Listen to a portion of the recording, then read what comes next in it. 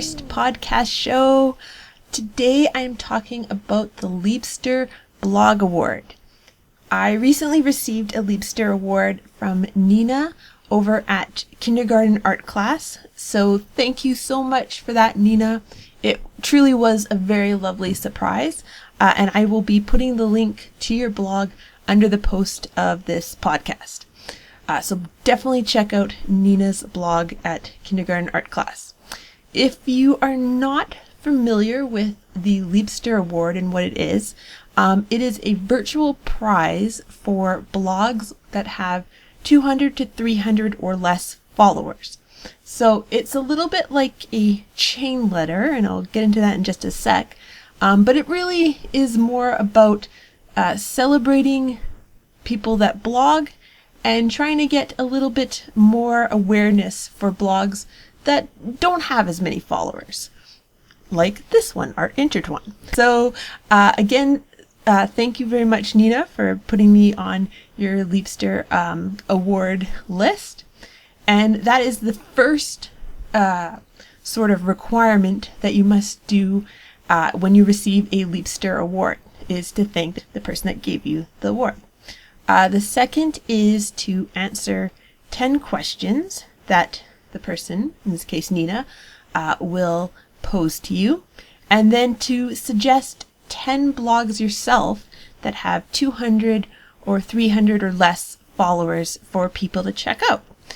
So again, it's a little bit like, this is where sort of the chain letter aspect comes in to the Liebster Award, but really it's more about promoting all these wonderful blogs. So to start with, let's check out the questions that Nina posed to me. And I think this is partially why I chose the Liebster Blog Award as my first podcast topic, because I think it's a nice introduction to myself and to my blog, Art Intertwine. So let's check out Nina's questions that she posed to me. Her first question is, why did you start your blog?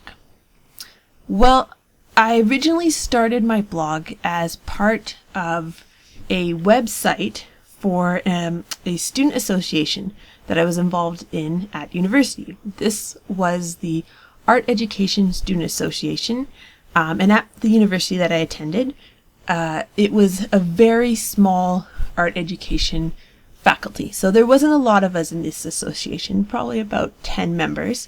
But I wanted to use my blog as a way to connect with them, but more importantly, connect with students who were studying education in general, to try and motivate and inspire them to look at art as a way to interact with their students, get their students engaged in their lessons, inspire their own students, because art can intertwine itself, and that's sort of where the name of my blog, Art Intertwine, comes from.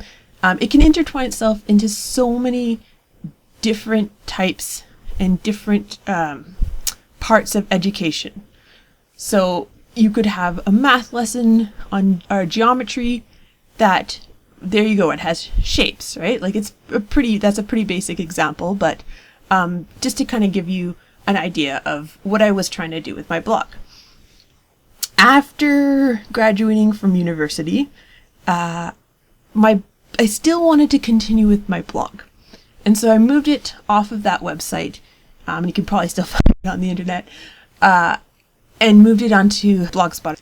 And really, it kind of changed to a more general reaching out to art educators and people that were maybe just interested in art, or parents. So very general audience.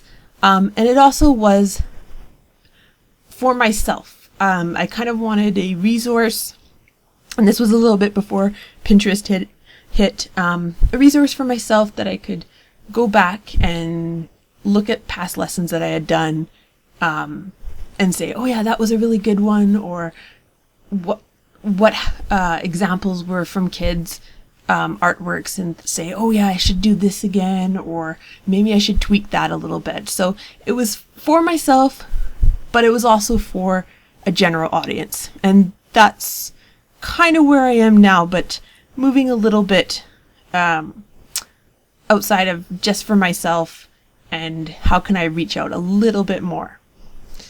So that answers Nina's first question. Her second one is, what excites you? So I'm going to take this and what excites you in terms of art and teaching. And I'd have to say that the thing that excites me the most is when I learn something new, and when I see kids learn something new, and when I see them become excited. So if I see something really cool on Pinterest or really cool on another blog, that gets me excited. I go, oh my gosh, how can I use this for my own students? How can I adapt it? Oh, this will be so great as part of a unit. When I see the other side of this is when I see the kids, when I take that lesson and see the kids use it, or if I use my own lesson and I see the kids become excited and get that sense of, oh my gosh, I am an artist. I can be successful. I have learned something. I've gone and told another teacher or other classmates that haven't used or haven't done art, haven't been part of the art class, I've told them new information that I've learned. And now I'm kind of like a teacher. That really excites me, to see the kids inspired and empowered and see themselves as artists. So Nina's third question, why do you think comments and communication help between bloggers helps bloggers, and how do you think this helps bloggers? Okay, sorry, I was translating from Nina's blog. I believe she is Greek. I hope I've got that right, Nina. So I'm going to see if I can sort of figure out this question, and I hope I answer it correctly. So basically, just how and why do you think comments and communication sort of helps bloggers? I think like this is a perfect example. Like some people don't, from what I've read on the internet, don't really like the Liebster blog award. They see it kind of as a chain letter. And when I was growing up as a kid, like chain letters, I'd be like, oh my gosh, chain letters, really? Like I gotta do this thing or else, all these bad things will happen to you, right?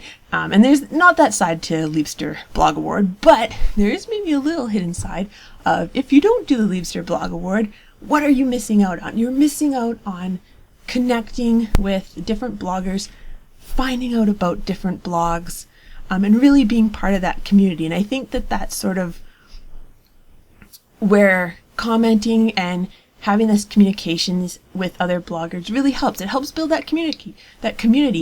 And, if there's something that you're struggling with, whether it's a lesson or classroom management or that kind of thing, having a group of people that is coming from the same place, has the same background, and, I'm a new art teacher, and having people that can be a mentor, even if they're not physically there, is like so wonderful, right? So I think that really is where bloggers can come in.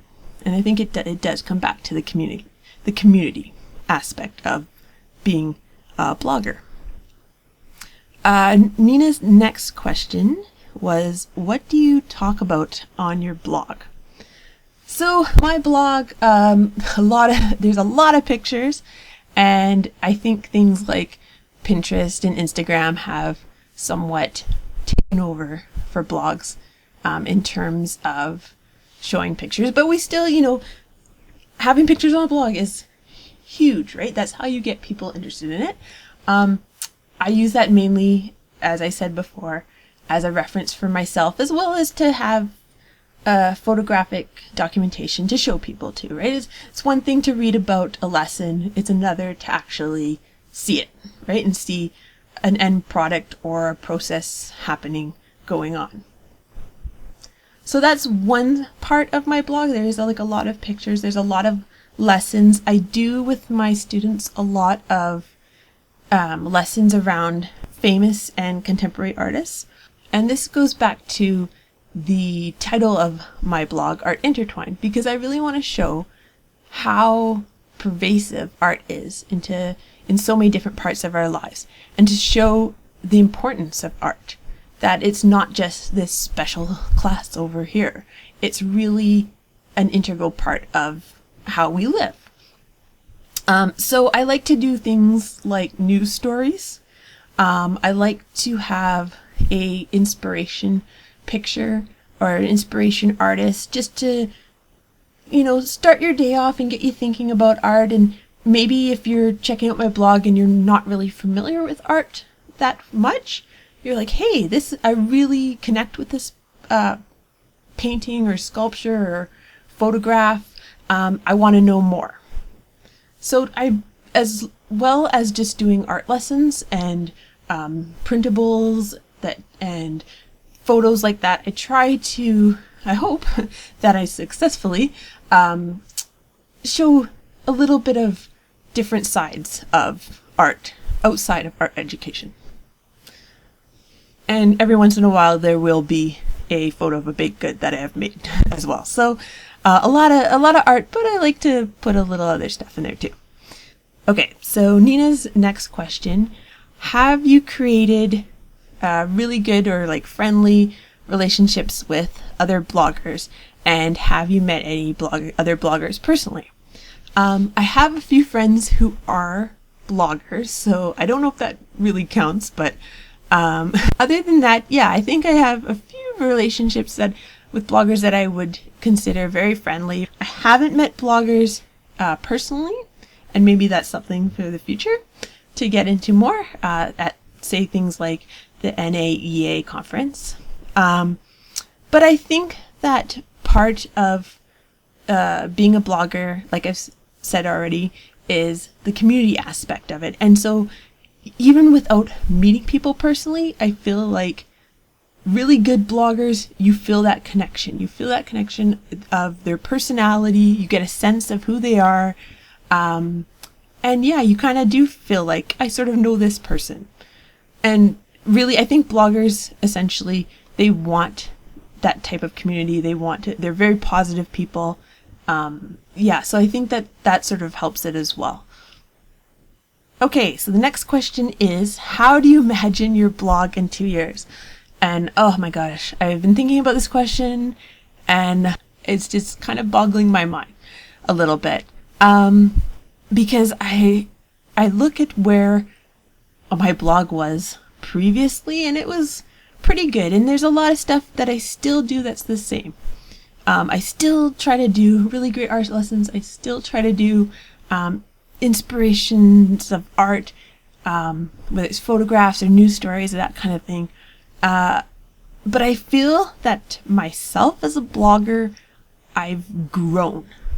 And I think that this podcast, and this is being the first one, and of hopefully very many more, is part of me growing as a blogger and me growing as an art educator as well, and as part of the art education community.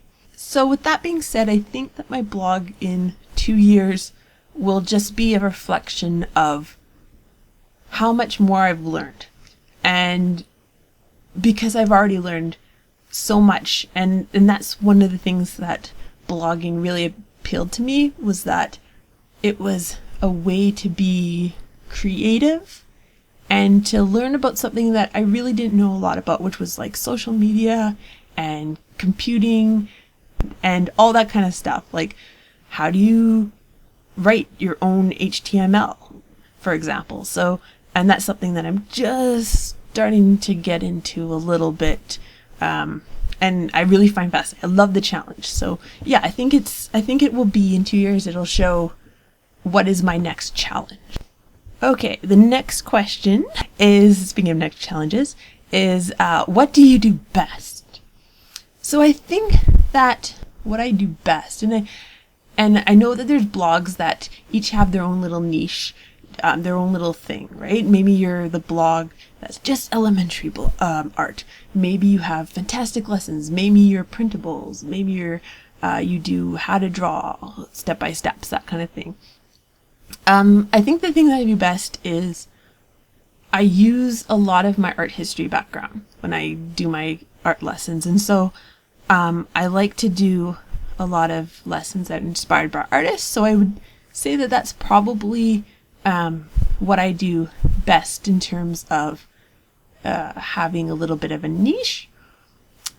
But on a bigger scale, or sort of a grander scale, I think that what I do best is that I'm still a learner. I'm still interested in learning new things as an art educator. And so, yeah, I think that that's sort of what I do best, is that I try to be better. Next question is, how much time do you devote to your blog? This is kind of a tricky question, and I'm sure that a lot of bloggers out there are probably the same. I kind of go in spurts. There'll be times when things are just so hectic that I might not blog for like 3 weeks, and I apologize profusely for that, and then I kind of get back into blogging. And then there's other times where I'll be blogging about a ton of stuff. I'm feeling like super inspired. I'm finding tons of things that inspire me that I want to share. And so, yeah, I'll be blogging a ton. So it really depends, and I think that's kind of for everybody. Just, what else you have going on. Okay, so how are your posts created? My posts are usually created either if I have an art lesson that I want to share, that I've done that's successful or even not successful, or if there's something that I find really interesting, whether, like, again, if it's a news story, if it's a artist or an artwork who I just have sort of discovered or rediscovered, or think would be cool if you've never seen before. I do like to do specifically a art fun for Fridays post every once in a while, and that's where I'm looking at sort of online games or online resources. And that was, again, started out as something for myself that I could also share with people. And now it's kind of become a little bit more a challenge, and like, oh, what can I find next? And what can I share next? And what are my followers really gonna be interested in? So I like to do that. I like to, we get a little bit of serious about art sometimes, and serious in the way of sort of defending it, of being like, art is a serious thing. It's not just for fun. But that's why I do like to do a little bit of the opposite and say, yeah, art is serious, but it should also be enjoyable, right? So, take a break on Fridays and have a little bit of fun. And don't forget that you should be enjoying art. It's meant to be fun. It's meant to be an educational, but also an enjoyable activity or area of study. And Nina's final question is, what is my wishes for the reader? So outside of having an awesome holiday, and we're getting pretty close. I don't know if some of you guys are already on your holiday breaks, but here in Canada we have about a week and a little bit left to go. So I hope everybody has a really awesome holiday season and gets a really good, nice break, because you probably need it.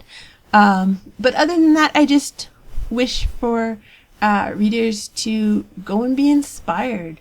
Find that new challenge, find that new artwork that really interests you, and recognize that art is part of your life, and find it wherever it is, whether it's in a awesome graphic t-shirt that you buy somebody for Christmas, or a painting that you create, or even the Christmas card that you get. So, or even just, like the kids' artwork that they create on the last day before holiday break, and you're like, oh my gosh, they're still putting in 100% because they love art this much. So yeah, I hope that you can find that little moment of being inspired by art.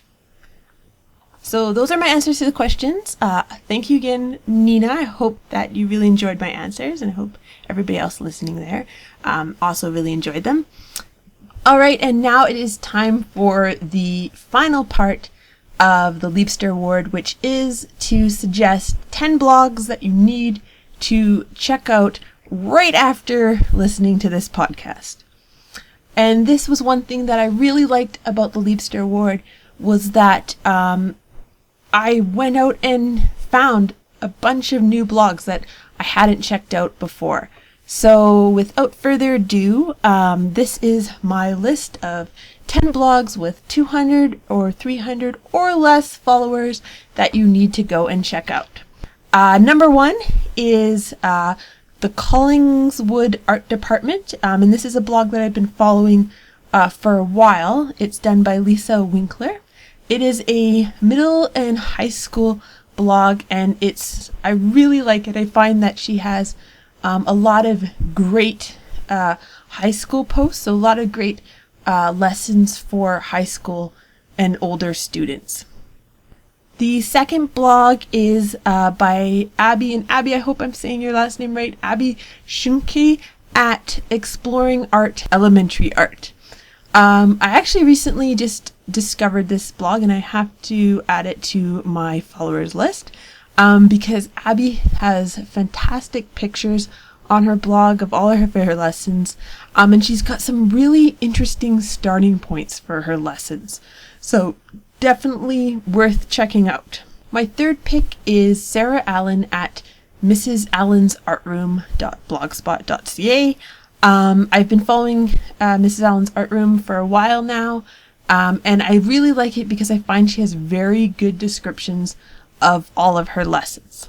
My fourth pick is Make It Art Talk. This blogger also has another blog called Make It Artwork, so it's a bit of a dynamic duo. And she posts a lot of pictures of contemporary artworks and sort of uses it as a conversation starter. I find that very interesting just to kind of get inspired that way. My fifth pick is Art with Mr. Hall. Recently, Mr. Hall kind of did his top 5 picks for blogs, and so I was really appreciated him doing that, sort of setting me off in different directions to check out new blogs. Some of them I was familiar with, though. And I always like how his artworks and his lessons that he does are very super colorful creations, and it's always different takes on these sort of lessons that you see over and over again on the web. So I really like how he kind of does just a different tweak of these lessons. So good job, Mr. Hall. My sixth pick is Mrs. Jackson's Art Room. So Denise Jackson, this is her blog, and this is actually a Weebly blog, so these are not all Blogspot blogs, and I will put the list of links under this podcast's post. So if you want to go check these out, which you totally should, you can click on them there.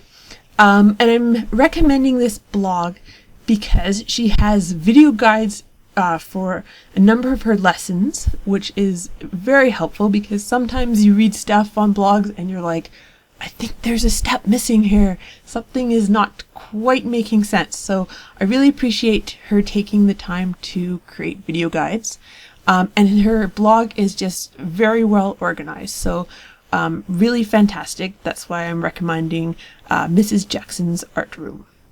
My seventh pick for the blogs that you should follow is Art Matters, which is done by Mrs. Fritz.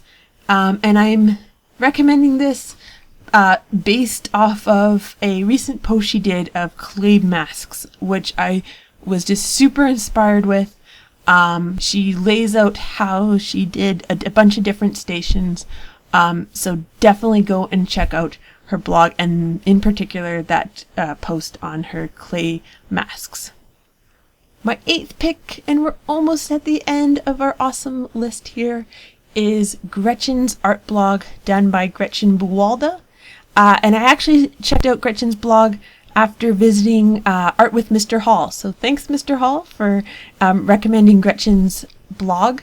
And I'm really liking her Kandinsky Skies lesson that she has on there. So definitely check out that lesson when you go and visit her blog. My 9th recommendation is Art Rocks, which is a blog by Mrs. Johnson. And she does these really cool candy paintings of different candy wrappers. And I'd really recommend checking out that post as well on her blog.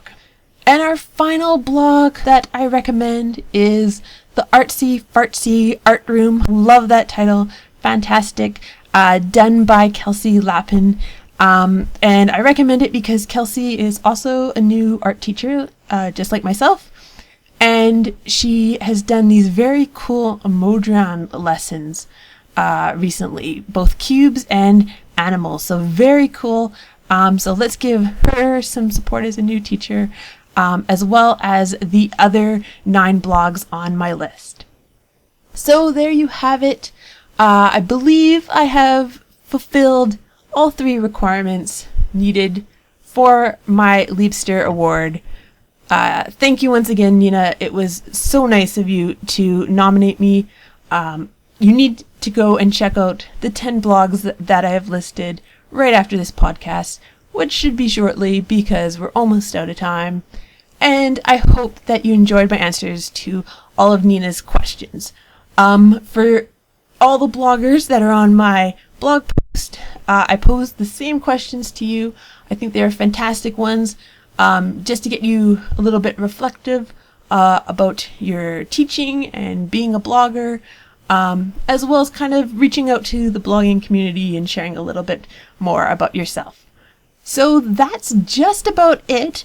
Thank you so much for listening in. I hope you enjoyed the show. Tune in 2 weeks for the next edition of the podcast here at Art Intertwine. I will be doing a New Year's themed episode talking about my favorite art lessons, art posts, and art moments of 2014, as well as some New Year's resolutions. So if you'd like to leave any comments or questions, maybe some New Year's resolutions of your own, I'm sure that most art teachers like myself will be resolving to be a little bit more organized.